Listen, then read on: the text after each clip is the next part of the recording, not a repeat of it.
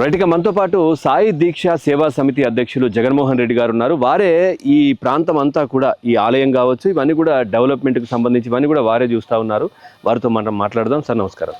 Sir నిజంగా ఇప్పుడు మనం ఏదైతే గుట్టపైకి ఎక్కాం, రాగాలు పలుకుతున్నటువంటి రాళ్ళు, సో ఆ కింద ఉన్నటువంటి గుహలో శివలింగాన్ని కూడా దర్శించుకున్నాం, పూజలు కూడా చేశారు మీరు. అవును. సో దానికి చాలా పెద్ద చరిత్ర ఉంది అని కూడా చెప్తా ఉంటారు. ఏంటి సార్ అది? రాముడు సీత కొరకు లంకకు వెళ్తున్న సమయంలో ఈ గుహలో బస చేయడం జరిగింది.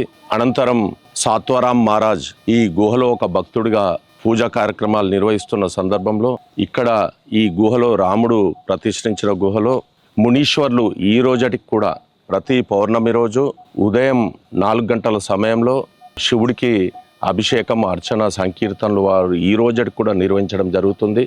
ఇంతటి పవిత్ర స్థలంలో ఈరోజు మా తల్లిదండ్రుల పేరిట 2 కోట్లతో ఇవన్నీ అభివృద్ధి చేయడం జరిగింది.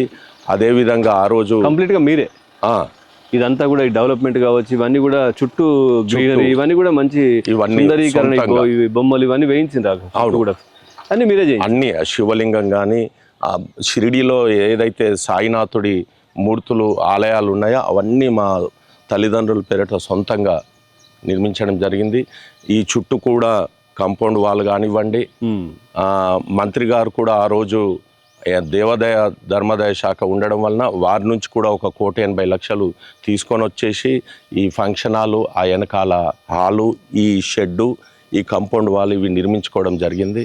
ఈ గండిరామన్న క్షేత్రం అంటేనే ఇక్కడ పక్కన మహారాష్ట్ర నుంచి కానివ్వండి, అటు హైదరాబాద్ నుంచి ఎక్కడి నుంచో ఈ ఆలయానికి విచ్చేసి ఈ సుందరీకరణ ఇవన్నీ చూసి వారు ఇక్కడ పిల్లలతో సహా మమ్మల్ని అభినందిస్తున్న సాయి భక్తులకు అందరికీ కృతజ్ఞతలు తెలియజేస్తూ మరి ఇది ఒక ఆధ్యాత్మిక హబ్బుగా ఏర్పడడం మరి మా అందరికీ ఎంతో సంతోషదాయకం. శివాలయం ఉంది, రాముల వారు ప్రతిష్ఠించింది. సో దీనికి ప్రత్యేకమైనటువంటి రోజు ఏదైనా పూజలు కావచ్చు ఇట్లాంటివి ఏమైనా ఉంటాయా మన జాతరలు? లేకపోతే ప్రతి సోమవారం మాస శివరాత్రి ప్రత్యేకంగా కళ్యాణం కూడా నిర్వహించడం జరుగుతుంది.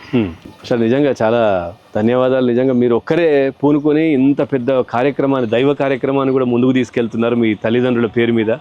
చాలా చాలా బాగుంది. చుట్టూ కూడా ఇవన్నీ కూడా ఎక్కడ చూసినా కానీ గ్రీనరీ, ఆ రాళ్ల పైన ఇవన్నీ కూడా మంచిగా పెట్టించారు.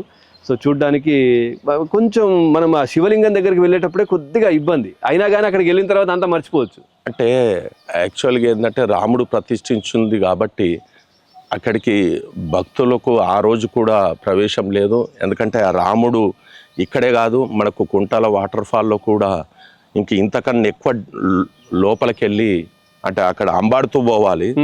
అంటే ఆ రాముడు దానికి భంగం కలగద్దు అనే ఉద్దేశంతో వారు ఆ విధంగా చూసి ఆ లింగాన్ని ప్రతిష్ఠించుకోవడం జరిగింది. Thank you sir. నిజంగా చాలా బ్రహ్మాండంగా ఉంది మీరు చేస్తున్న కార్యక్రమాలు ఇవన్నీ కూడా. Thank you sir.